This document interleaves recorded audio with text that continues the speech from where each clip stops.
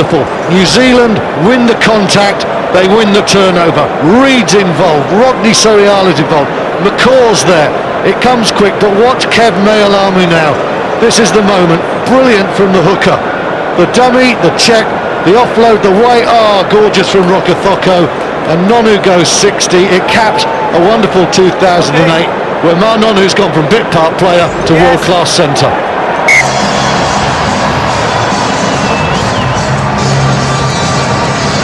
And the conversion from Dan Carter is successful. This is just highly successful, straightened up beautifully, Mealamu. It's Sivivatu, the left wing, is coming from the right wing infield. The interplay between Mealamu and Sivivatu was quite divine. Croft has made a great effort. He saved one try minutes ago. You can't stop Nonu this time. And horribly now for England, they're miles behind, and it looks an awful scoreboard. And it's turning into the kind of win that New Zealand were wanting. And another uncomfortable finish for England. Yes, it is. I mean, England simply have to come away with something now. It's no good saying we were good for 60, because in 13 minutes New Zealand have opened up a gulf. Haskell. It's an interception. And they're trying to get there in support. Well done, Sivivatu and Ellis just getting back there. Croft nearly got back on Nonu, Ellis did, otherwise it would have been another try. Lovely little flick from Nonu. Rokothoko didn't look where he was going, perhaps he should have done that time. That was just a little bit too flash. Back in was forward. Now, it's not the circus, Joe. He could have been away. I mean, that's a very unselfish win, considering his strike rate is nearly one try a match. But oh dear, this is what England have to do. I'm not going to criticise Haskell for that. Some great defence. Harry Ellis back on Sivivatu. They haven't stopped fighting defensively, scrambling well, and this time Rokothoko, you think you've got to go on the outside, flicks it inside. New Zealand know the Grand Slam is theirs. Dan Hipkiss has replaced Paul Saki. Saki injured, had to leave the field. Hipkiss, of course, not a winger. England have to realign it. There's Dan Hipkiss and Danny Cipriani is on as well now. Just look at this.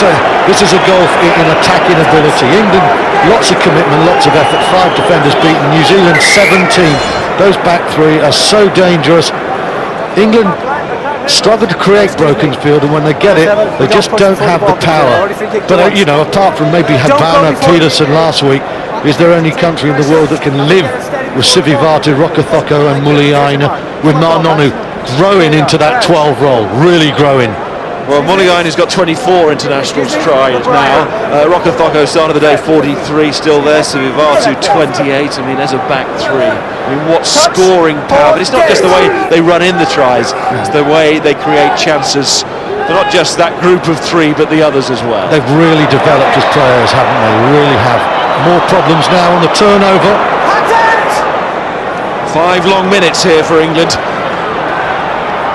Carter against Flood and Flutie. Cipriani's gone into full-back with Armitage on the wing. It's going to be another Simbin. That pocket is going to be opened once more. Is this a record for England? Tom Rees. He was penalised actually 10 minutes ago, but blimey, I don't know.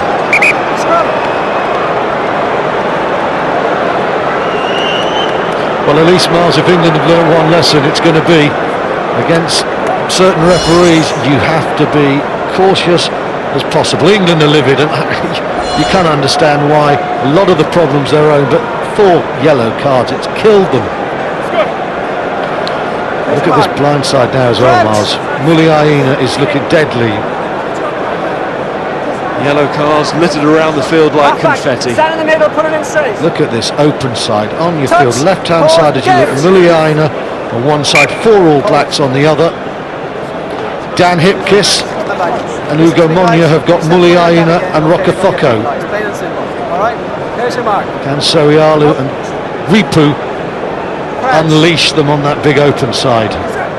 Or do they switch to Carter? So good in so little space. England in white, but feeling black. Touch, pause, engage. The All Blacks Look at the hunger in those eyes.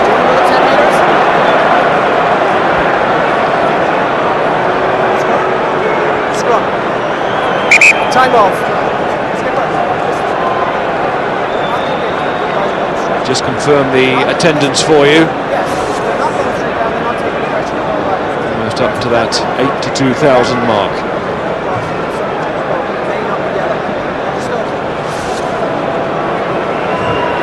Holland has been ruthless. I don't think there'll be a single England fan, Pause, engage! coach, player who would disagree with that. Ruthless. Yeah, I know. Lost forward. Lost by Rugby. Well, it's a regular occurrence this autumn, but England approaching the final minutes of an international match against a Southern Hemisphere side, Tri-Nations team, looking for that small consolation of a try at the end, something to shout about at least for their supporters. Your man of the match, Stuart, in this Investec Series game. Well, again, the New Zealand back row have been very prominent. Richie McCaw and Soe Allen have been close. The back three have been close. I think we'll just keep you waiting for a minute.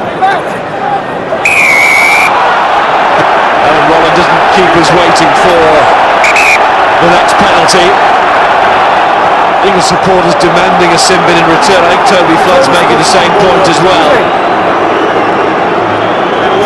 And his captain Steve Borthwick. They thought they had it.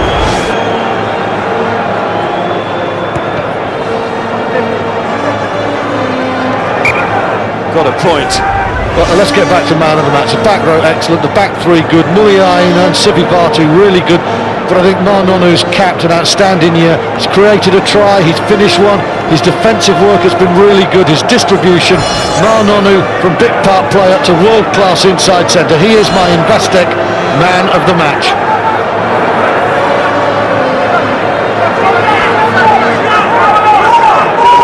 Come on, give us a bit of magic now in the last minute of the autumn internationals. New Zealand not quite up to their total here in 2006. 9 points shy of that. Looking through his chase, it's a good offload though by Sivivatu to McCaw and Muliaina. Toyava, the replacement, and Rokethoko. Rokethoko forward. It's the last minute and England will get one last scrub. Just got a bit loose, Joe Rokethoko, in the last 5 minutes, trying a bit too much, maybe. There is a golfing class when this game opens up, and the worry for England is against South Africa and again today, the last 15-20, whatever Jamie Noon may say, when the pace of this game picks up and the legs start to tire, England have got no answers, and the field suddenly looks twice as wide in the last 20 as it does for the first 60.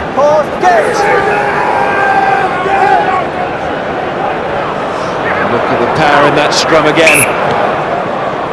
It's got to come straight out of the tunnel. England going to get one last chance from a reset scrum. No, they're not. For New Zealand, it's a grand slam.